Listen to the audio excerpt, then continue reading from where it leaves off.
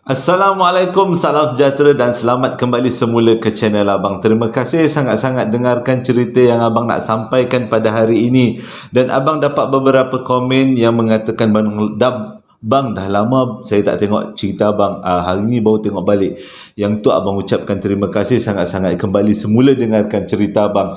Jadi hari ni Abang nak sampaikan 3 lagi cerita, dan sebelum kita mulakan cerita, marilah sama-sama kita berdoa kepada Allah Ta'ala. Semoga kita semua dipanjangkan umur, diberikan kesihatan yang baik, diberikan rezeki yang melimpah ruah, diberikan kemudahan dalam segala urusan, termasuk urusan beribadah dan kebahagiaan hidup di dunia dan di akhirat. Amin ya rabbal alamin. Moga-moga Allah memakbulkan amin-amin kita semua. Jadi tanpa berlengah-lengah, jom kita teruskan. Sebelum tu, ada satu komen yang abang nak bagi tahu dekat sini. Dia cakap, apa yang paling susah untuk menjadi YouTuber menceritakan kisah seram? Satu je yang abang bila fikir-fikirkan, apa yang paling susah? Bukan edit, bukan ingat cerita, tapi menghilangkan perasaan takut sewaktu mendapat cerita. Itu yang paling susah. Sebabnya memang sifat abang bukan orang yang berani. Jadi bila dapat cerita, kadang-kadang benda tu masuk dalam otak. Teringat waktu nak tidur, waktu nak mandi, waktu ke mana-mana teringat. Jadi yang paling susah adalah hilangkan perasaan takut tu. Itu memang susah. Jadi tanpa membuang masa, jom kita teruskan dengan cerita yang pertama. Cerita yang pertama ni disampaikan oleh seorang aunty, nama dia Aunty Nina. Memang betul-betul nama dia. Abang buat calling-calling dengan dia pun dibahasakan nama Aunty Nina. Terima kasih Aunty Nina sampaikan cerita kepada abang. Dan Aunty Nina ni adalah seorang Cina, orang Taiping, Perak. Okey. Ceritanya berlaku pada tahun 1994. Waktu tu Aunty Aina masih lagi anaknya kecil-kecil lagi pada waktu tu. Dan sebelum abang mulakan cerita, abang nak beritahu Aunty Aina ni adalah dia mewarisi rumah pusaka daripada bapa dia. Bapa dia pun dah meninggal, dan bapa dia mewarisi rumah tu daripada atuk dia. Jadi rumah tu boleh dikatakan dah 3 generasi. Tapi Aunty Aina cakap bila dia dapat rumah tu, cepat-cepat dia renovate. Sebab rumah-rumah zaman dulu diperbuat daripada kayu kan. Ada kayu, ada papan, ada kayu, ada batu. Jadi cepat-cepat dia renovate, dia buat rumah yang cantik sikit. Okey. Jadi sepanjang dia duduk rumah tu, memang tak pernah ada benda-benda yang menakutkan, sehinggalah pada satu hari. Okey, sebelum abang masuk kepada cerita satu hari, Aunty Nina minta abang ceritakan tentang sejarah keluarga dia. Mengikut kata nenek dia, dulu-dulu nenek dia ada seorang adik. Ada seorang adik, dan adik dia meninggal disebabkan oleh lemas. Okey, jadi nenek dia pesan, benda tu berlaku waktu nenek dia masih lagi kanak-kanak, masih lagi muda. Jadi dia kata adik nenek dia ni meninggal disebabkan oleh lemas, dan berlaku sesuatu yang menakutkan. Tak adalah menakutkan, tapi sesuatulah, kata nenek dia. Setiap bulan 5, kalau ada hujan tengah malam, akan ada berlaku sesuatu yang agak menakutkan. Kata nenek dia, jangan takut. Pada waktu itu adik nenek datang nak tengok rumah. Tapi waktu tu Aunty Nina pelik. Kenapa waktu bulan 5 dan waktu hujan tengah malam? Mengikut kata nenek dia, ini disebabkan oleh adik dia meninggal pada waktu tu, tengah malam, waktu malam, lebih kurang pukul 10, waktu bulan 5 pada tahun lebih kurang 1960-an lah, macam tu. Dah lama lah. Jadi bila Aunty Nina dapat rumah tu daripada bapa dia, dan bapa dia dapat daripada nenek dia dengan atuk dia, mula-mulanya Aunty Nina tak ingat tentang cerita tu. Dia memang terlupa langsung. Sebab sepanjang dia hidup, dia kata jarang-jarang sangat berlaku hujan pada bulan 5 pada satu tarikh. Tapi abang lupa tarikh dia. Dia kata pada, contohnya lah, pada 15 hari bulan hujan pada malam 15 hari bulan 5 memang jarang sangat berlaku, kata Aunty Nina. Tapi tak sangka takdir Tuhan pada tahun tu 1994, Aunty Nina berhadapan dengan hujan tengah malam tarikh 15 hari bulan 5. Lebih kurang macam tu. Tarikh sebenar abang lupa. Okey, baru nak masuk cerita. Jadi pada malam tu Aunty Nina kata cuaca sejuk macam nak hujan. Jadi menjadi kebiasaan lah orang-orang pada zaman tu, pada 1994, kebanyakan bila cuaca dah sejuk, anak-anak disuruh tidur awal. Sebabnya besok nak buat aktiviti, nak sekolah ataupun nak bekerja. Jadi Aunty Nina kata malam tu disebabkan hujan macam guruh-guruh di langit lah. Pukul 9, pukul 10 dia suruh anak-anak dia masuk tidur awal. Waktu tu anak-anak Aunty Nina ada lebih kurang 3 orang. 3 orang dia kata. Jadi bukan anak-anak je dia suruh masuk tidur, dengan suami-suami dia pun dia suruh masuk tidur. Jadi dengan kata lain pada malam tu semua orang tidur awal. Waktu tu memang Aunty Nina tak teringat tarikh malam tu adalah tarikh 15 hari bulan 5 dan pada malam tu mula nak hujan. Memang Aunty Nina tak langsung ingat pesanan nenek dia. Nenek dia dah meninggal kan. Pesanan nenek dia memang dia langsung tak ingat. Okey. Jadi bila lebih kurang pukul 12.30 malam macam tu, hujan lebat kata Aunty Nina. Sampaikan dia punya lebat tu buatkan dia terjaga. Sikit-sikit dia terjaga. Dia tak tahu kenapa malam tu dia kata dia punya perasaan tu rasa macam tak sedap. Macam akan berlaku sesuatu ataupun nak mendapat perkabaran yang kurang baik pada malam tu. Tapi Aunty Nina relax je lah. Dia kata tak ada apa-apa. Mungkin perasaan dia tu yang resah gelisah. Lebih kurang pukul tengah malam, pukul 2. Waktu tu masih lagi hujan dekat kawasan Taiping. 15 hari bulan 5 tu. 15 hari bulan tu contohnya lah tarikh sebenar abang lupa. Jadi dia kata waktu tu pukul 2. Tengah-tengah dia tidur, dia dengar macam ada orang menangis. Orang menangis suaranya mendayu-dayu tapi suara lelaki. Pada waktu tu Aunty Nina terus bangun, kejut suami dia. Dia kata dengar tak ada orang menangis dalam hujan. Suara lelaki menangis dalam hujan. Tapi suami dia kata dengar tapi macam mungkin bunyi angin kot kata suami dia ataupun bunyi hujan yang menitis dekat atas zeng-zeng bumbung zing tu. Mungkinlah. Jadi disebabkan bunyi angin yang macam tu, bunyinya macam suara orang menangis. Tapi Aunty Nina cakap, kalaulah betul bunyi angin, kenapa bunyinya macam bernada naik turun dan ada sedu-sedan ni jauh. Macam tu. Abang bayang, abang beritahu seperti mana yang Aunty Nina ceritakan lah. Jadi dia kata takkanlah ada yang sedu-sedan macam tu. Suami dia pun kata macam jangan fikir sangat lah. Mungkin orang jiran sebelah kot bini dia pukul ke, dia nangis sedih. Jadi ataupun ada orang yang melintas depan rumah, dia kata belum bayar hutang, sedih juga dia kata dalam hujan menangis.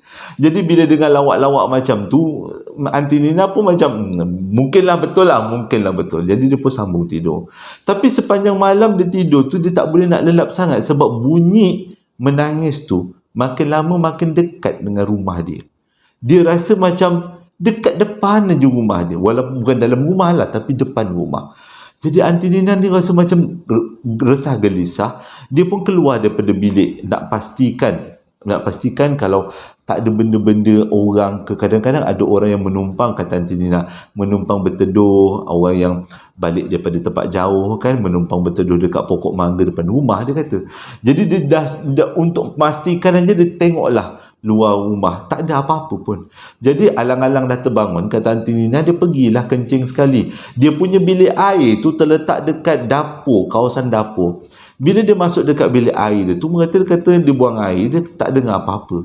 Tapi tiba-tiba dia dengar dekat tingkap depan ada orang ketuk. Belakang abang tingkap ni. Warga lah dengar. Dia kata dia kata dekat rumah depan dia, dekat tingkap lakor tu macam ada orang ketuk. tok tok tok tok tok tok macam tu. Sambil bunyi lelaki menangis, mendayu-dayu ni, tersedu-sedan ni, tak berhenti. Jadi Aunty Nina dah cuak juga, dia kata pada waktu tu, dia kata Aunty Nina memang cuak, rasa macam tak tentu arah. Dia pun lepas habis buang air, dia terus berlari masuk bilik dia. Dia kejut suami dia. Bang, bangun bang, bangun bang, dia kata. Cuba abang dengar dekat depan rumah tu, macam adalah orang-orang yang menangis. Lepas tu saya dengar macam tingkap kena ketuk. Jadi suami dia ni macam antara bermalas-malasan, malaslah nak dengar bini bising kan. Dah banyak kali bini dia kata macam ada orang menangis. Suami dia pun bangun lah. Suami dia kata jomlah kita pergi tengok lah, jomlah kita pergi tengok kat depan. Kalau ada apa-apa nanti, kalau ada orang ke apa minta pertolongan, kita boleh tolong, kata dia. Okey, dia pun berjalanlah laki bini ke ruang tamu depan. Waktu tu ruang tamu tu memang gelap, kata. Ruang tamu dia kata tak adalah besar sangat. Bila dia tengok dekat tingkap, dia selak lah tingkap nakor tu, dia buka sikit, dia kata. Memang tak nampak apa-apa. Tapi hujan yang memang lebat sangat, dengan tak ada lampunya, memang langsunglah tak nampak apa-apa. Tapi kan nak jadi cerita, kata Aunty Nina, waktu guruh tu berdentum, lepas tu ada kilat pula, maksudnya ada sumber cahaya yang sikit, nampak dekat depan rumah diorang, di luar kawasan gate tu, ada seorang lelaki berdiri dengan, bukanlah lelaki dia kata, tapi macam budak lelaki, dengan bajunya berwarna putih, dia pakai seluar pendek. Waktu tu Aunty Nina terus teringat cerita nenek dia. Lepas tu dia cuik suami dia. Waktu tu suami dia tengah tengok, Aunty Nina nampak, suami dia pun nampak. Memang ada budak lelaki yang lebih kurang belasan tahun, pakai baju putih, seluar pendek, duduk depan rumah sambil seolah-olah berdiri memerhatikan diorang. Tapi dia kata antara nampak dengan tak nampak. Tapi memang dia yakin memang ada orang kat depan tu. Jadi dia cuik suami dia. Dia cakap, mungkin ini adalah arwah ataupun roh pakcik dia. Roh atuk saudara dia. Jadi waktu tu suami dia pun tutup tingkap semua. Suami dia tanya, nak buat apa sekarang? Lepas tu Aunty Nina cakap macam ni. Sebenarnya dia kata nenek dia pernah cerita, yang macam abang cerita tadi kan, adik nenek dia mati lemas. Lepas tu disebabkan mati lemas tu, setiap beberapa hari bulan, di bulan 5, yang Aunty Nina pun tak ingat pada waktu tu, bila hujan akan ada roh balik. Jadi suami dia pun cuak, sebab takut lah kan. Kenapa balik? Tapi Aunty Nina kata waktu tu dia tak takut. Bila dia teringat cerita nenek dia tak jadi takut. Sebab dia rasa simpati. Dia kata itu adalah keluarga dia. Mungkin roh kan. Dia kata, Aunty Nina cakap itu mungkin roh. Dan roh yang datang tu adalah roh pak atuk saudara dia. Dan dia perlu buat sesuatu. Tapi bukan pada suami. Suami dia rasa macam takut gila, kata Aunty Nina pada waktu tu. Rasa macam cuak sampai dia buka semua lampu. Dan macam dia nak kejutkan anak-anak. Tapi Aunty Nina cepat nahan. Jangan buka lampu, janganlah riuh-riuh, dia kata. Itu mungkin roh atuk saudara saya. Jadi suami dia tanya, kita nak buat apa? Nak buat apa?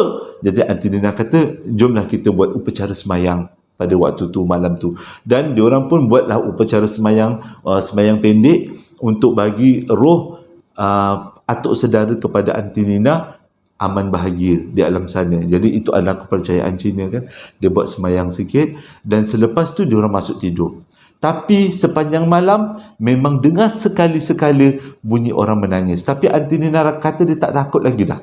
Sebab dia tahu yang nangis tu ataupun yang datang kat depan rumah tu adalah ahli keluarga dia. Bukan orang lain-lain. Itu adalah adik kepada nenek dia. Best kan cerita ni? Abang pun, yang paling abang seronok adalah, yelah, kadang-kadang kita tak perlu takut kan dengan siapa yang datang. Sebab mungkin tu adalah keluarga kita. Tapi dalam agama Islam lain lah ceritanya. Dalam agama Islam roh tak akan balik. Yang balik tu adalah jelmaan dia, bukan roh. Tapi dalam kepercayaan lain mungkin roh. Jadi setiap bangsa dekat negara kita kan ada kepercayaan sendiri, termasuk orang-orang Borneo. Jadi kita terima semua kepercayaan tu sebagai satu keharmonian. Tadi ceritanya tak berapa nak menusuk, tapi lebih kepada sesuatu ikatan keluarga, perasaan ikatan keluarga dengan makhluk yang datang. Tapi untuk cerita yang kedua ni, abang rasa seram. Sebabnya dia berkenaan dengan satu pasaraya dekat Ceras. Nama pasaraya abang sembunyikan, nama tahun pun minta disembunyikan juga. Dialami oleh seorang budak perempuan namanya Wani. Pada baik tak beritahu tarikh.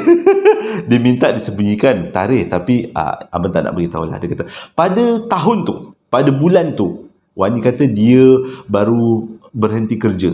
Tiba-tiba dia dapatlah tawaran kerja dia sebagai seorang penjaga kedai, cashier dekat satu kedai runcit. Dan kedai runcit ni kalau abang sebut, semua orang satu Malaysia kenal sangat-sangat. Kedai runcit ni adalah kedai runcit 24 jam. Itu dia punya key dia. Katanya semua orang akan tahu. Dia kata, dia kerja dekat kedai runcit tu. Dia kerja malam je. Dia takkan kerja siang. Sebabnya dia kata dia orang baru. Jadi bila orang baru, dia orang selalunya akan menyeksa orang baru. Orang baru kerja malam, orang lama kerja siang. Padan muka, dia kata bersengkanglah mata 24 jam, dia kata.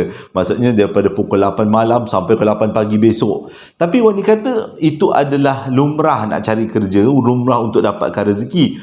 Dia tempuh je lah. Sebabnya Wani kata dia jadi berani. Setiap malam akan ada dua orang yang bertugas kalau bertugas waktu malam. Kalau seorang perempuan, seorang lagi lelaki. Dan disebabkan Wani itu perempuan, yang bertugas bersama-sama dia adalah seorang lelaki.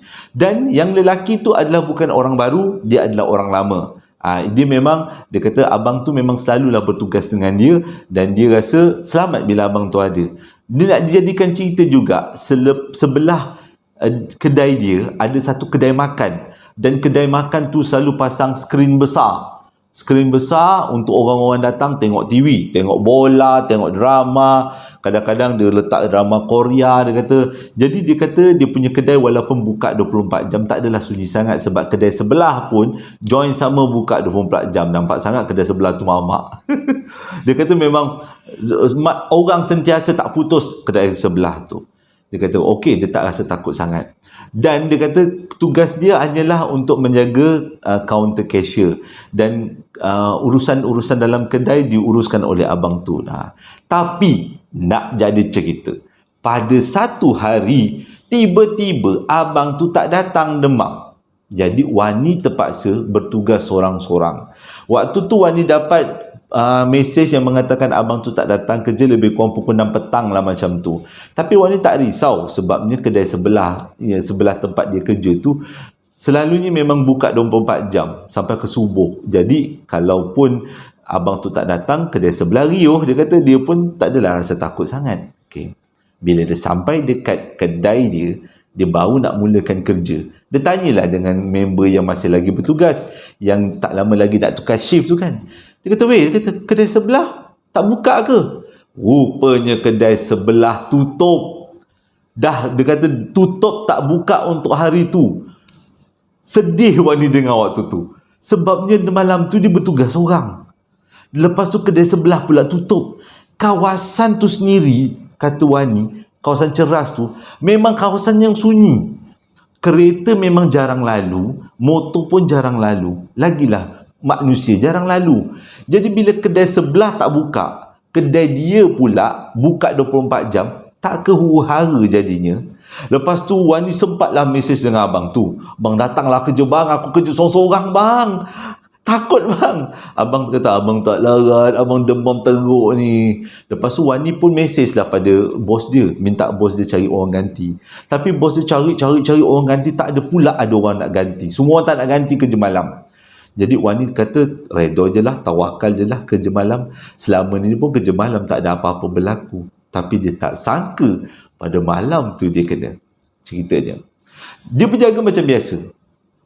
Waktu malam tu kereta tak melintas, motor tak melintas, orang lagilah satu habur orang pun tak ada yang melintas. Dan kedai dia pada malam tu tercetuk seorang-seorang, buka kedai-kedai lain semua tutup. Dia je yang terang, yang lain semua gelap. Okey. Tapi dia kata dia tak rasa risau sangat sebab ada banyak CCTV dan kedai dia terang. Bukannya kedai-kedai yang gelap. Dia punya kedai runcitnya terang. Lebih kurang pukul 11 malam. Tiba-tiba datang seorang nenek dengan bertongkat masuk ke kedai dia. Dan nenek tu tak toleh kiri, tak toleh kanan. apatah lagi memberi salam, dia terus masuk dekat dalam kedai, hilang di celah-celah rak-rak yang ada dalam kedai dia, kedai Wani tu. Jadi dia biarkanlah nenek tu, sambil-sambil dia pun main dekat handset lah, main permainan ular ke apa yang dekat handset tu. Game dekat handset. Jadi Wani biarlah nenek tu. Lama jugalah Wani kata nenek tu dalam tu lebih kurang 10 minit lah. Lepas tu nenek tu pun keluar entah ke mana-mana. Jadi Wani kata, apa benda lah orang tua ni cari? Mungkin barang yang dia cari tak jumpa katnya. Jadi Wani biarkan, okey lah. Pukul 12 nenek tu datang lagi. Bertongkat, nenek yang sama, bukan nenek orang lain. Jadi masuk. Waktu tu Wani dah rasa macam, bukan nenek tadi ke? Dia nak apa? Tengah-tengah malam ni dia tak takut ke? Jalan sorang-sorang. Cucunya mana? Anaknya mana? Jangan-jangan nenek dia kena buang kot. Dia cakap macam tu dalam hati. Jadi dia masuklah dalam kedai. Nenek tu masuk dalam kedai. Hilanglah nenek tu dalam kedai. Lepas 10 minit nenek tu keluar. Dia buat tindakan yang sama. Waktu tu Wani dah rasa macam, apa hal nenek ni? Dia nak beri barang apa? Kalau tadi dah tak jumpa, kenapa datang lagi? Okey, relax je. Dia main game lagi. Wani main game lagi. Pukul 1 pagi, nenek tu datang balik. Dia datang, dia masuk. Tapi kali ni nenek tu datang, berdiri dekat kaunter, dia pandang Wani sambil senyum. Wani pun senyumlah juga. Dah tu nenek tu masuk dalam kedai. Bila masuk dalam kedai, baru untuk kali yang ketiga ni, baru Wani perasan. Tak bunyi tapak kasut langsung. Nenek ni terbang ke apa? Patutnya kalau masuk kan kita ke dalam kedai yang ada mozaik-mozaik, mestilah bunyi tapak kasut kita. Kelepak kelupuk kan bunyi lah kan.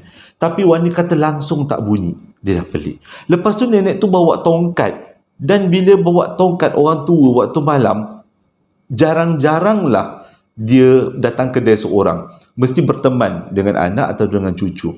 Lagipun patutnya kalau bawa tongkat ni adalah orang tua yang sakit, mungkin sakit pinggang kan. Jadi cara dia bertongkat mungkin lain sikit. Ini tak tegak je nenek tu masuk. Jadi lamalah juga nenek tu dekat dalam kedai. Wali tak nampak lah sebab dia banyak dalam kedai tu banyak keluk-keluk lah. Jadi Wani biarkan aja nenek tu dalam tu. Selang 10 minit, nenek tu datang depan kaunter. Waktu tu Wani terkejut sangat-sangat sebab dia tak perasan nenek tu berjalan ke kaunter. Tiba-tiba tercetuk nenek tu dekat depan kaunter. Dia kata hampir dia nak baling handset dia dekat nenek tu. Dia punya terkejut. Bila dah terkejut tu dia mengurut dada. Astaghfirullah nenek, dia kata. Nenek buat apa tiba-tiba tercegat dekat depan saya ni? Lain kali bagilah salam, dia kata. Nenek tu tak nyaut, tak hek, senyap macam tu je. Lepas tu nenek tu nak keluar daripada kedai. Sewaktu nenek tu nak keluar daripada kedai, nenek tu terlanggar bekas gula-gula. Jadi gula-gula tu jatuh lah. Jadi nenek tu naklah menunduk untuk ambil gula-gula tu. Tapi Wani kata macam, kesian pula. Takkan nak suruh orang tua ni menunduk. Jadi Nek Wani pun keluar daripada kaunter. Dia pun kutip lah. Dia kutip gula-gula tu. Jadi muka dia menghadaplah kaki nenek tu. Baru dia perasan nenek tu tak ada kaki. Waktu tu Wani kata dia nak angkat muka nak tengok nenek tu, berat sangat kata. Dia takut kalau dia nak angkat muka dia tengok nenek tu macam tu.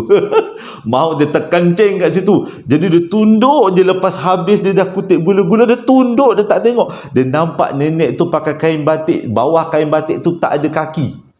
Tak pakai kasut, selipar pun tak ada. Memang nenek tu memang terapung punya.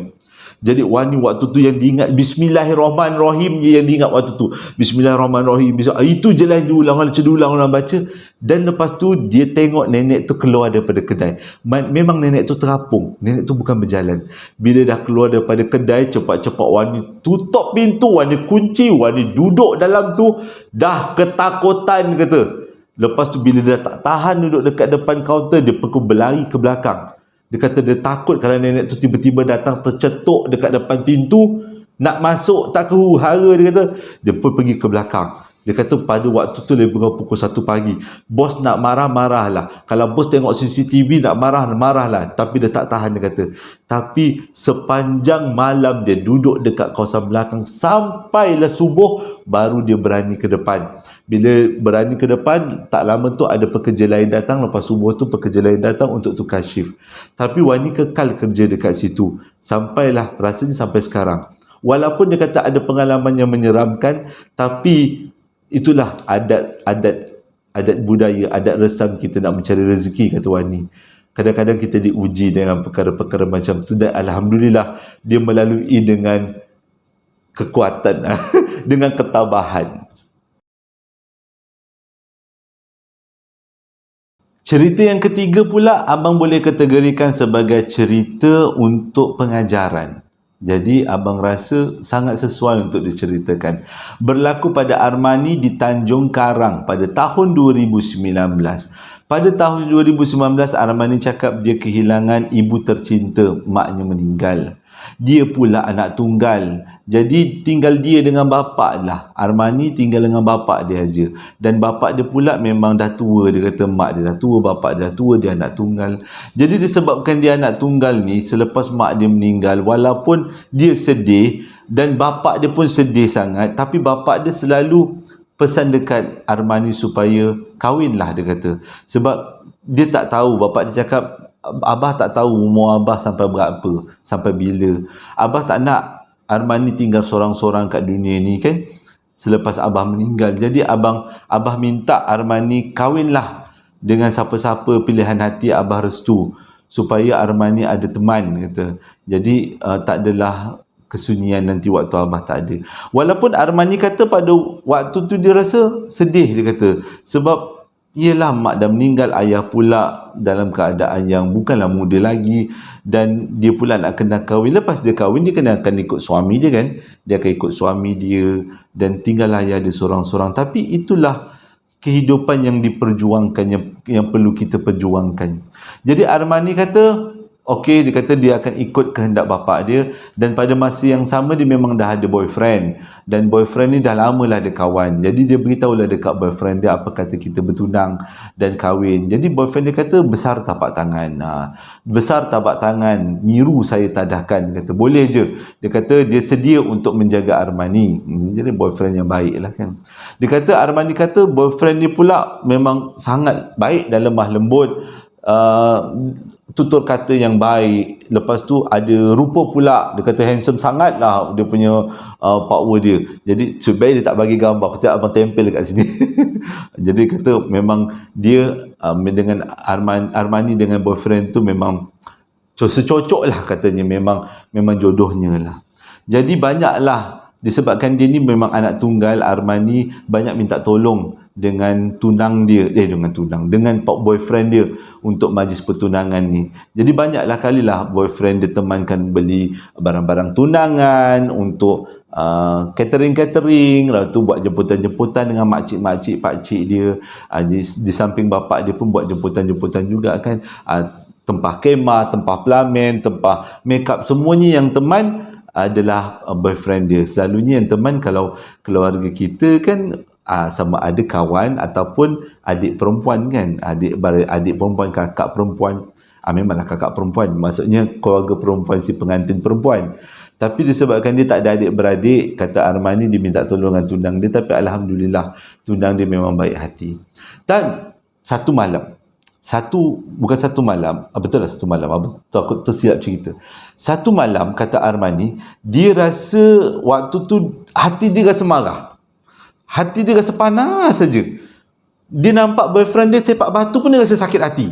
Lepas tu dia nampak boyfriend dia berjalan jauh sikit daripada dia pun dia dah rasa macam cemburu sangat-sangat. Dia tak tahu kenapa perasaan dia macam tu. Dia kata benda tu berlaku sehari sebelum dia bertunang. Maksudnya bertunang hari Sabtu, hari Jumaat tu dia rasa perasaan dia lain macam, dia kata. Jadi dia kata nak marah je. Jadi malam tu boyfriend dia ajak, jomlah makan, dia kata, sebelum saya hantar bawa balik rumah ni, jomlah makan. Dia kata dia langsung dia dengar boyfriend dia ajak makan, dia rasa macam nak pukul dia, dia kata. Dia kata kita dah lah penat, dia kata nak diajak-ajak makan, nak makan-makan sendirilah, dia kata. Jadi dalam kereta tu adalah berlaku pergaduhan sikit, kata Armani. Tapi dia kata boyfriend dia selalu bertenang. Disebabkan boyfriend dia tu pun tenang sangat-sangat bersabar, sampai ke Armani kata dia sakit hati sebelum dia turun daripada kereta, dia boleh cakap macam ni, kita tak jadi tunang, putus, gitu. Kata boyfriend dia kata, kenapa? Apa masalahnya? Dia kata, terus dia hempas pintu kereta, dia terus masuk rumah. Masuk rumah, Armani kata dia masuk rumah. Malam tu dia tidur awal. Bapak dia pun pelik, kenapa Armani marah-marah? Sebenarnya Armani pun pelik, kenapa dia marah sangat. Dia sejak daripada petang Jumaat tu, dia rasa macam marah sangat. Tak tahulah kena sampuk ke apa. Jadi besok paginya adalah hari dia bertunang. Jadi lebih kurang pukul 8 pagi tu bertunang, majlis lebih kurang pukul 12 tengah hari kan, sebelum Zuhur. Jadi pukul 8 pagi tu makcik pakcik dia datang, sepupu sepapat dia datang. Tapi Armani perasan orang dah mula datang, Rio, catering semua dah datang. Tapi dia tak nak bangun daripada tempat tidur. Dia rasa badan dia penat sangat. Dia rasa letih sangat, dia kata. Dia tak nak bangun daripada tempat tidur.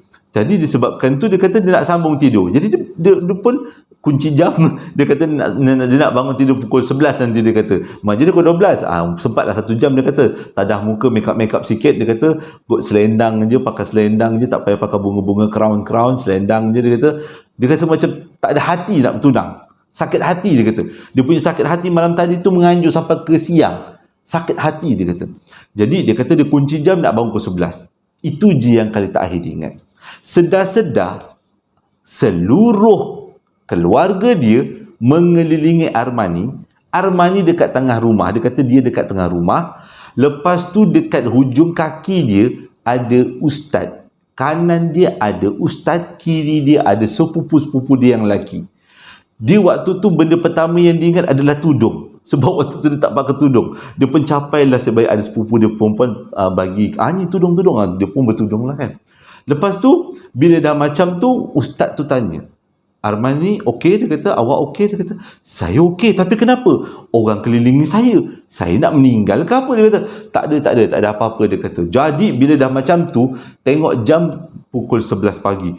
Sepupu-sepupu perempuan dan makcik-makcik terus bawa Armani disuruh mandi dan diorang make up, ada make up, kita panggil apa, make up artis tu kan. Make up artis tu dah datang, letak bedak kat muka, letak pemerah pipi, segeralah. Sebabnya rombongan lelaki dah memang on the way, nak datang, nak sampai ke rumah Armani. Jadi lebih kurang pukul 12 rombongan pun sampai. Waktu tu Armani dah sempat siap seadanya. Dia kata seadanya sebab sepatutnya make up lama kan. Make up tu lama, tapi disebabkan sesuatu yang berlaku yang Armani pun tak ingat, dia kata. Jadi benda tu rasa tergesa-gesa. Bila majlis pertunangan pun selesai, semuanya dah okey, tak ada masalah. Jadi petang tu Armani tanyalah dengan makcik-makcik dia, dengan sepupu dia, apa yang berlaku sebenarnya. Dia orang cerita, waktu pukul dia orang datang, bila dia masuk je tengok Armani dekat dalam bilik, Armani duduk sambil menderam. Macam tu. Jadi makcik-makcik ni semua ketakutan, bukan ketakutan, risau. Majlis hari ni nak start, yang dia pula masih lagi belum siap. Jadi makcik ni tampar-tampar lah pipi. Jadi bila makcik tu tampar pipi, makcik tu kena tolak sampai tergantuk ke dinding. Jadi disebabkan tu barulah saudara mara, sebaik saudara mara dah ramai ni, barulah saudara mara perasan yang Armani ni dah kena rasuk. Jadi diorang pun pegang ramai-ramai bawa Armani kat ruang tamu. Lepas tu waktu tu katanya Armani cerita, mengikut cerita makcik-makcik ni, dia terajang sepupu tu, dia terajang pakcik ni, habis ramai orang dia terajang. Sambil dia terajang tu disebut perkataan ni, aku nak Faizal. Faizal tu nama tunang Armani lah. Aku nak Faizal. Hei kau jangan tunangkan perempuan ni dengan Faizal. Dia kata, aku yang sepatutnya tunang dengan Faizal. Jadi disebabkan tu, tahulah keluarga dia ni macam ada orang yang dah membuat onar untuk memporak-parandakan majlis. Jadi dia kata ramai yang pegang Armani, ramai juga yang tergolek. Armani terajang, Armani gigit, Armani hantukkan kepala ke dinding. Orang tengah kena rasuk kan lain macam. Tapi yang merasuk dalam badan dia tu, kata Armani, adalah seorang perempuan. Jadi ustaz pun dipanggil. Baik majlis belum start, masih lagi dalam pukul 10 pagi tu. Ustaz pun dipanggil, ustaz pun meruqyah. Waktu ustaz ruqyah tu, ustaz minta Armani ni dipegang. Memang tukang terbalik semua orang. Tapi akhirnya ustaz tu berjaya keluarkan jin tu daripada badan Armani. Jadi bila Armani dengar cerita tu, pelik, dia kata, kenapa benda ni boleh berlaku? Waktu tu tak ingat tau punca. Nanti abang cerita. Waktu tu dia tak ingat punca. Jadi Armani pun menjalani hidup macam biasa. Tapi sejak daripada peristiwa tu, Dia dengan hubungan dia dengan tunang dia makin keruh sebab berlaku banyak kali pergaduhan. Armani kata dia punya perasaan marah tu meluap-luap. Tengok muka tunang dia tu, rasa macam nak bakar je dia punya bulu mata. Bukan bulu mata, nak bakar je dia punya muka. Maaf ya abang tersilap. Abang teringat tadi bulu mata time make-up tadi. Terbayang bulu mata panjang. Jadi dia kata rasa macam nak bakar je tunang dia. Dan banyak kali dia nampak kelibat-kelibat hitam. Lepas tu dia banyak kali mimpi yang bukan-bukan. Mimpi jatuh gaung, mimpi kena makan, kena bunuh, mimpi yang pelik-pelik, mimpi yang memang tak wajar punya mimpi. Jadi disebabkan tu dia beritahu dengan ayah dia, dan ayah dia cakap mungkin ada orang yang mengkhianati dia. Dan dia pun dipanggil ustaz yang daripada Darul Syifa, 3 orang dipanggil untuk mengubati Armani. Pada waktu tu bukan bapa dia aja, ada sepupu-sepupu dia, ada makcik-makcik dia tu, ramai-ramai ada dekat rumah waktu tu. Jadi proses pun dimulakan untuk mengubat Armani. Dan sekali lagi Armani pun tak sedar. Tapi mengikut cerita sepupu-sepupu dia ni, dia punya susah nak keluarkan benda tu daripada badan Armani, sampaikan sepupu-sepupu lelaki dia duduk di luar rumah sambil kumandangkan azan. Betapa susahnya nak keluarkan ilmu tu. Ilmu tu tak nak keluar. Dia kata selagi Armani tak mati, dia tak nak keluar. Tapi disebabkan ustaz-ustaz daripada Darul Syifa memang berpengalaman dalam bidang rasuk-merasuk ni, jadi diorang dah tahu macam mana nak mengalahkan rasukan ni. Dan akhirnya Armani selamat. Lepas Armani selamat, ustaz tu tanya, ada tak sebenarnya apa-apa yang berlaku sebelum ni? Waktu tu puas jugalah Armani, fikir-fikir, rupanya ada. Dia kata sebelum dia bertunang, dia pernah tanya dengan tunang dia, pernah tak jujur dia kata dengan tunang dia ni, katakanlah tunang dia nama Faizal kan. Faizal dia kata, sebelum awak bertunang dengan saya nak tanya dengan awak jujur, awak pernah tak bercinta dengan siapa-siapa? Tapi bila dah macam tu, Faizal cakap sebelum dia cinta dengan Armani, dia pernah bercinta dengan seorang perempuan. Lepas tu dia putus sebab katanya perempuan tu curang, ada lelaki lain. Lepas tu bila selidik, rupanya budak perempuan bekas ex-girlfriend tunang Armani tu ada adik perempuan, dan adik perempuan dia adalah adik angkat kepada Armani. Boleh fahami? Jadi adik angkat Armani ni sebenarnya adik kepada ex-girlfriend kepada tunang dia. Jadi dah macam tu, dengan kata lain, Armani kenal lah siapa perempuan tu. Jadi pada satu hari tu, boyfriend tunang Armani, waktu tu belum bertunang lagi, tunang Armani minta ajak Armani temankan, dia nak pulangkan barang-barang kepunyaan ex-girlfriend dia yang dia masih lagi simpan, seperti teddy bear, bantal bentuk love, itu zaman-zaman dulu punya bercinta kan, hadiah-hadiah. Jadi dia, dan termasuk gambar. Jadi Armani kata dia temanlah boyfriend dia pada waktu tu belum tunang lagi. Dia temanlah boyfriend dia pergi rumah budak perempuan tu. Tapi Armani kata namanya perempuan kan, dia ni ada perasaan cemburu. Bila dia tengok dalam kereta tu gambar-gambar boyfriend dia komen ramah mesra lagi dengan bekas girlfriend dia tu, jadi adalah satu gambar tu yang Armani koyakkan gambar tu. Jadi sewaktu barang-barang tu dipulangkan, waktu tu ex-girlfriend kepada Pak Wer dia tengok gambarnya dikoyak, marah betul. Dia seolah-olah macam mencabar. Dia kata, oh kau tunang girlfriend kau koyakkan aku punya gambar siap dia nanti muka-muka dia aku koyak. Macam tu lebih kurang. Jadi mungkin itu adalah, kata Armani, dia tak nak menuduh, tapi dia kata itu adalah yang paling dekat sekali punca kenapa Armani jadi macam tu. Jadi sejak daripada tu Armani banyak buat perubatan untuk mengeluarkan anasir-anasir jahat daripada dalam badan dia, dan alhamdulillah sekarang dia dah okey, dia dah tenang. Cuma dalam cerita kali ni Armani tak beritahu dengan abang sama ada dia dah kahwin tak dengan Faizal. Tapi abang rasa macam dah kahwin. Tapi kalau dah kahwin, abang doakan kalian berdua kekal bahagia hingga ke syurga.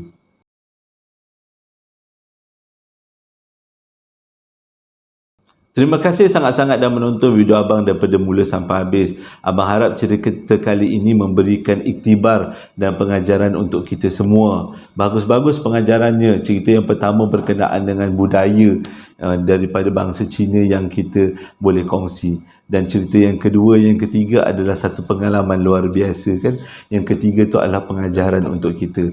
Terima kasih sangat-sangat dan yang membeli baju nak dijadikan cerita abang, baju JSPL abang, lepas tu sambal lara, ada juga yang minta dihantarkan sampai ke Singapura. Lepas tu ada juga yang membeli perapan sati abang dan banyak komen-komen yang positif. Terima kasih sangat-sangat. InsyaAllah abang akan terus berusaha dan abang akan terus bercerita insya-Allah. Dan terima kasih dan mendengarkan cerita abang pada kali ini. Hingga berjumpa lagi dalam posting abang yang akan datang. Assalamualaikum warahmatullahi wabarakatuh.